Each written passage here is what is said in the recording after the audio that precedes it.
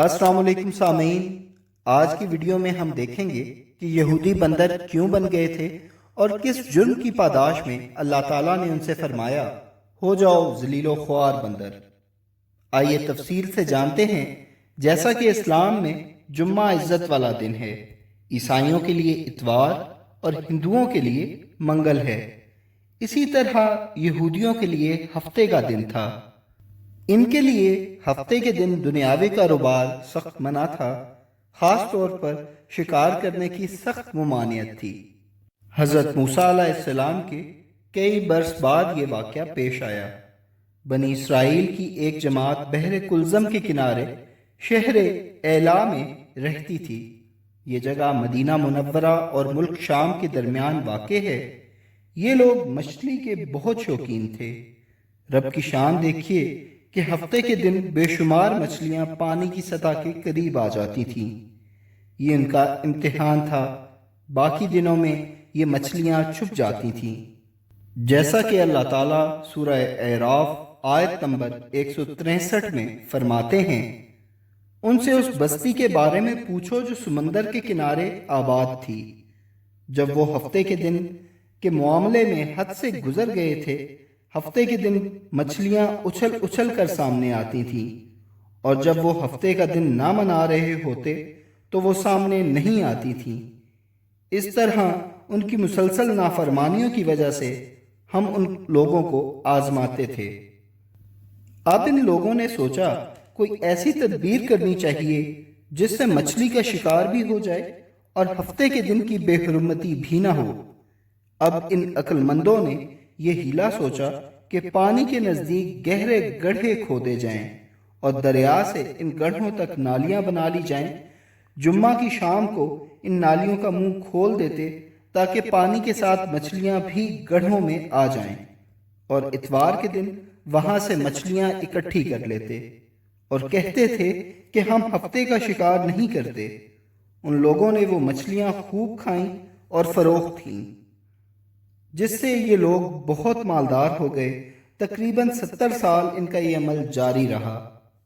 बाद अज़ां इन लोगों की 3 जमातें बन गईं। एक शिकार करने वाले, दूसरे उससे मना करने वाले और तीसरे खामोश रहने वाले।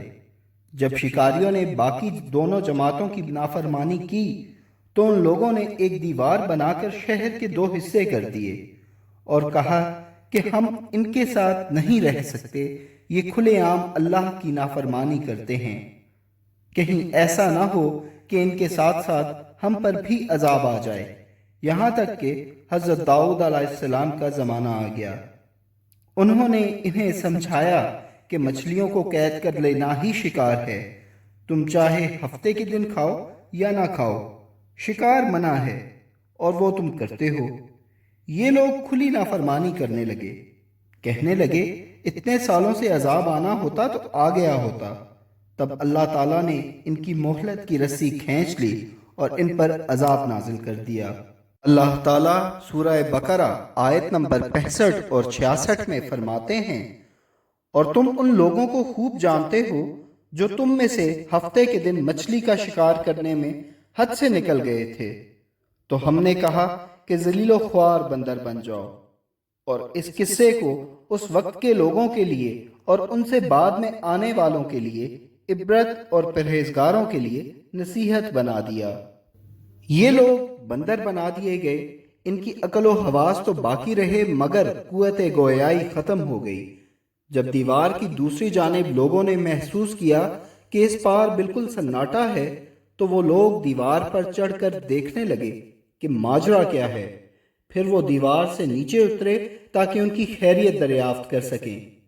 उनको देखते ही बंदर उनकी तरफ दौड़े और उनके कदमों से लिपट कर रोने लगे। जब उन लोगों ने कहा, हम क्या तुम्हें शिकार करने से मना ना करते थे, वो सर हिलाते और रोते रहते। इसी हाल पर उन्हें 3 दिन गुजरे और चौथे रोज सब हलाक हो गए। ना कोई बाकी बचा, ना उनकी नस्ल चली। दोस्तों, लोगों में मशहूर है कि मौजूदा बंदर इन्हीं की नस्ल से हैं। ये बात बिल्कुल गलत है, क्योंकि हज़रत मोहम्मद सल्लल्लाहु अलैहि वसल्लम की सही हदीस से ये बात साबित है کہ جب کسی قوم پر عذاب آتا ہے تو وہ قوم 3 دن سے زیادہ زندہ نہیں رہتی۔ جزاکم اللہ خیر۔